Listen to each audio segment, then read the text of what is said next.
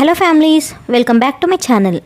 ఈరోజు వీడియోలో పండిన అరటి పండ్లను యూస్ చేసి తీపి బోండాలను ఎలా ప్రిపేర్ చేసుకోవాలో చూపిస్తాను.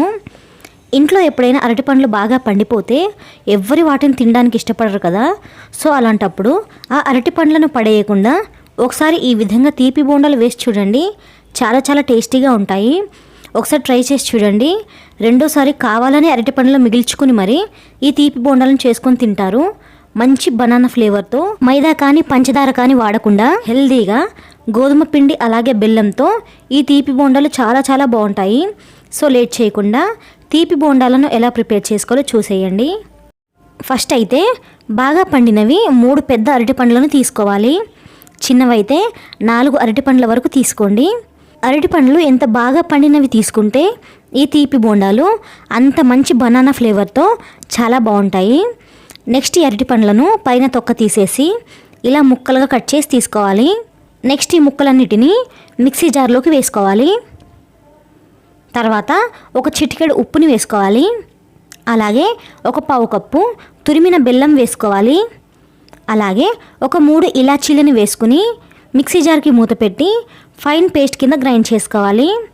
ఎక్కడ బనానా ముక్కలు లేకుండా మంచి స్మూత్ పేస్ట్ లాగా గ్రైండ్ చేసుకోవాలి. తర్వాత ఈ పేస్ట్ని ఒక మిక్సింగ్ బౌల్లోకి ట్రాన్స్ఫర్ చేసుకోవాలి.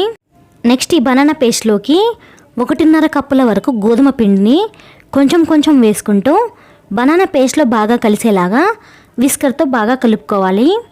పిండి మొత్తం ఒకేసారి వేసి కలుపుకుంటే ఉండలు ఫామ్ అయ్యి కలుపుకోవడం కష్టమవుతుంది. సో కొంచెం కొంచెం పిండిని వేసుకుంటూ ఎక్కడ ఉండలు లేకుండా కలుపుకోవాలి. బ్యాటర్ అనేది బోండాలు వేసుకోవడానికి వీలుగా కాస్త గట్టిగా ఉండేలాగా కలుపుకోవాలి. నాకైతే మొత్తం మీద 1.5 కప్పుల వరకు గోధుమ పిండి పట్టింది. అందరికీ అంత ఎగ్జాక్ట్గా పట్టాలని ఏముండదండి. మనం తీసుకునే పిండి క్వాలిటీని బట్టి పిండి అంతకంటే ఎక్కువగా పట్టొచ్చు లేదా తక్కువగా పట్టొచ్చు. సో మనం బ్యాటర్ కన్సిస్టెన్సీని చెక్ చేసుకుంటూ మరి కొంచెం పిండిని వేసుకుంటూ కలుపుకోవాలి.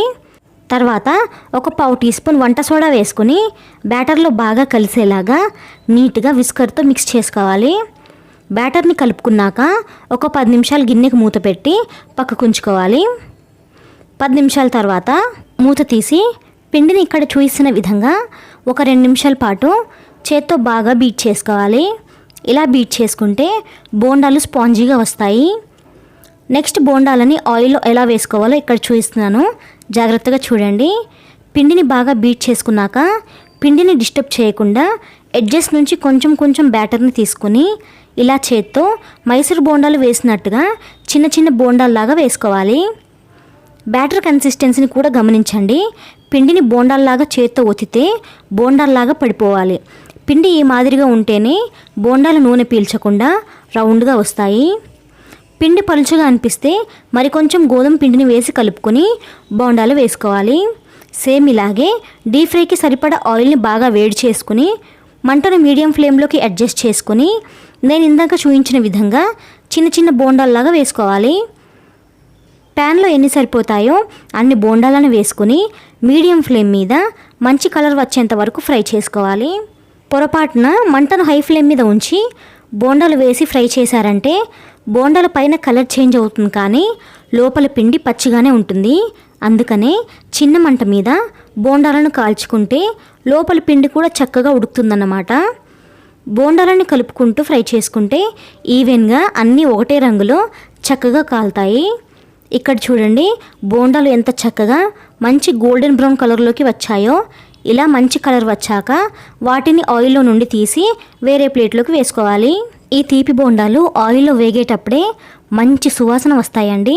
చూడ్డానికి కూడా చూసారా ఎంత రౌండ్గా అట్రాక్టివ్గా ఉన్నాయో. అన్ని బోండాలను తీసేశాక మరో వాయి బోండాలు వేసి కాల్చుకోవాలి. బోండాలు వేసేటప్పుడు ఆయిల్ అనేది బాగా వేడిగా ఉండాలి. అప్పుడే బోండాలు రౌండ్ షేప్లో వస్తాయి. అలాగే మంట కూడా మీడియం ఫ్లేమ్లో ఉండాలి. అప్పుడే బోండాలు చక్కగా లోపలి వరకు వేగుతాయి. బోండా వేసిన ప్లేస్లోనే మరొక బోండా వేయకుండా కొంచెం కొంచెం గ్యాప్ ఇస్తూ బోండాలు వేసుకోవాలి. లేదంటే బోండాలన్నీ అతుక్కుపోతాయి. ఈ టిప్స్ అన్నిటిని పాటించి ఒకసారి ఇలా డిఫరెంట్గా అరటి పండ్లతో తీపి బోండాలను ట్రై చేసి చూడండి. చాలా చాలా బాగుంటాయి. అంతేనండి, ఎంతో టేస్టీగా ఉండే తీపి బోండాలు రెడీ అయ్యాయి. చూడ్డానికే చూడండి ఎంత బాగున్నాయో. ఎప్పుడైనా అప్పటికప్పుడు ఏదైనా స్వీట్ తినాలనిపిస్తే ఒకసారి ఇలా ట్రై చేయండి. పిల్లలు కూడా ఖచ్చితంగా ఇష్టపడతారు. వీడియో నచ్చితే మర్చిపోకుండా లైక్ చేయండి. మన ఛానల్కి సపోర్టివ్గా ఉంటుంది. అలాగే అప్కమింగ్ రెసిపీస్ కోసం ఛానల్ని సబ్స్క్రైబ్ చేసుకోండి. మరో రెసిపీతో మళ్ళీ కలుద్దాం. Thank you for watching.